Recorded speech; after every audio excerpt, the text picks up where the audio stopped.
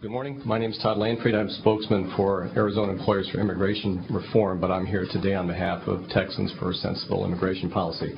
They've asked me to come and talk to you about some of the practical economic impacts that these types of laws have had in other states that have tried them.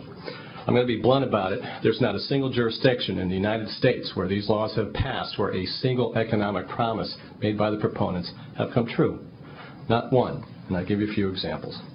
These bills don't make more jobs available to citizens. Arizona's unemployment rate increased after SB 1070 was passed. There are many market-based reasons for this, but the bottom line is that there are jobs that not enough Americans will do that we want done, and no amount of rhetoric is going to change that. These bills have not reduced crime. Despite an estimated 30% drop in the undocumented population, the total number of criminal aliens in Arizona's prisons have dropped 1.1%.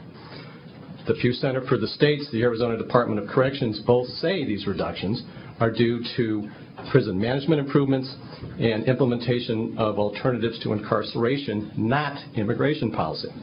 We know fewer crimes are being reported and community policing efforts are suffering as a result. Any claim these laws reduce crime are without merit or verifiable proof. These bills don't save government money. Arizona's claimed educational expenditure savings are from legislative budget cuts, not savings from reductions in the number of children of undocumented immigrants. Districts still have to pay to maintain unused or underutilized buildings. These costs come out of their operating budgets and cannot be replaced by formula funds. There's also the cost of lawsuits, training, and other unfunded mandates to counties, cities, and towns. These bills have not improved the state's economic condition. A study in Oklahoma showed that the reduction of, or the loss of 50,000 undocumented immigrants meant a net loss of $1.8 billion, that's billion with a B, dollars in economic activity. A study of the Arizona tourism industry pegged the near-term economic impact loss at $750 million.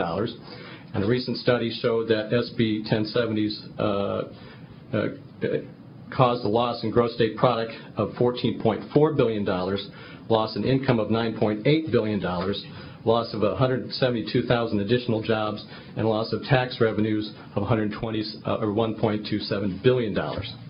These bills don't solve labor demand. This past January, Arizona farmers lost tens of millions of dollars of winter lettuce and vegetables due to a freeze because they did not have access to the labor to bring in the crop before the freeze hit. These guys get the Weather Channel. They knew it was coming, but they didn't have access to the labor.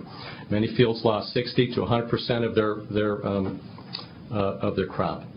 The bottom line is that there's overwhelming evidence that these bills don't work. We know there's a problem. We know that Congress isn't doing their jobs. There are better ways to do it, but I'm out of time, and I'd be happy to tell you more about them if I had the opportunity. Thank you. Thank you.